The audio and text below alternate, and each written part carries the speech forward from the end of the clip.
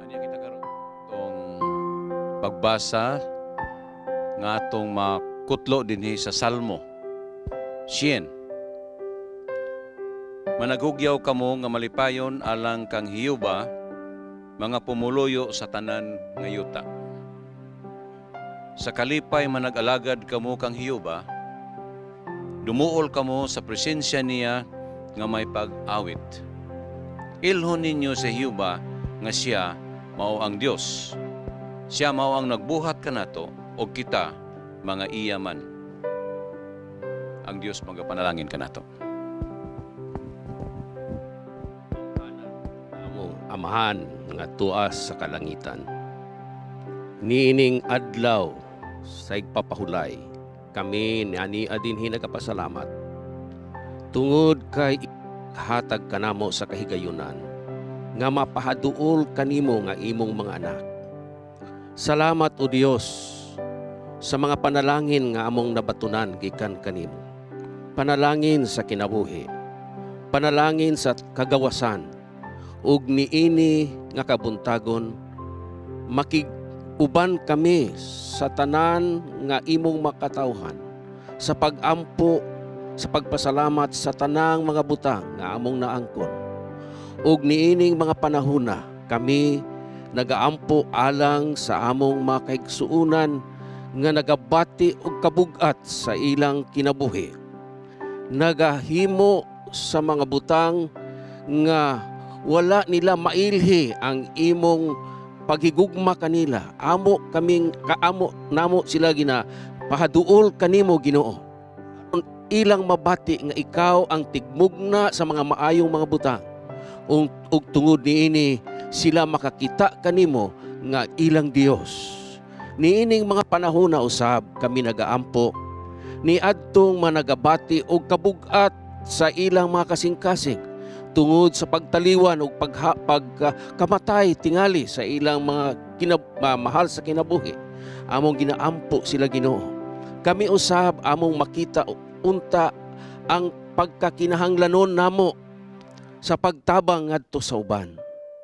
Ug among makita nga aduna kami responsibilidad sa paghatag sa gugma ni Kristo ngadto kanila. Makita unta kanang kinabuhi dinhi sa among kaugalingong kinabuhi. Salamat niining programa nga imong gipamugna aron kini makatabang sa mga tao nga nagapalibot, tigpaminaw, tigtanaw nini nga programa nga unta ilang makita nga ikaw mao ang among Ginoo nga naghigugma kanamo bisan pa sa kapitos sa among pagkinabuhi. Anaa kanimo ang paglaom. Og salamat Ginoo nga ikaw nagapanalangin sa tanan. Ikaw nagadawat kanamo nga imong pinasaylo mga anak nga mga pinangga sa ngalan ni Jesus nga among manluluwas. Amen.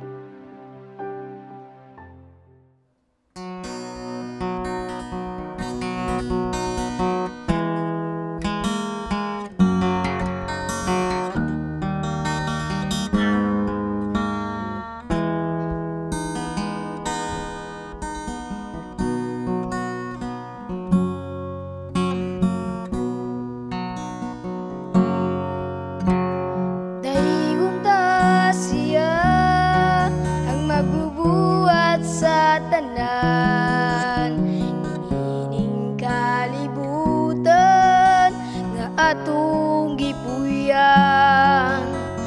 Daigong ta ang Diyos tungod sa gugma niyang timos, sa matag usa kanato higala. Grasya sa kaluwasan maangkon tagugma, way paglubad sa matan usa.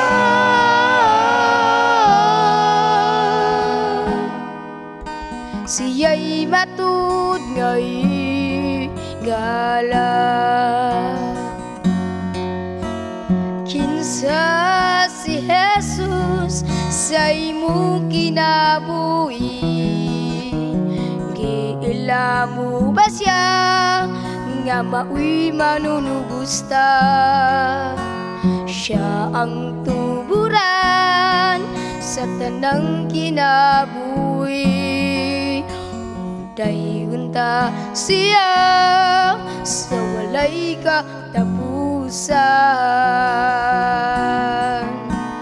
Grasya sa kaluwasan, maangkon ka gumang, way paglubad sa matag usan.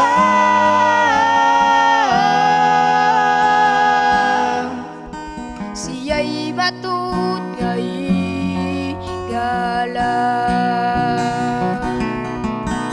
Grasya sa kaluwasan, maangkon tagumang, way paglubad sa matag usan.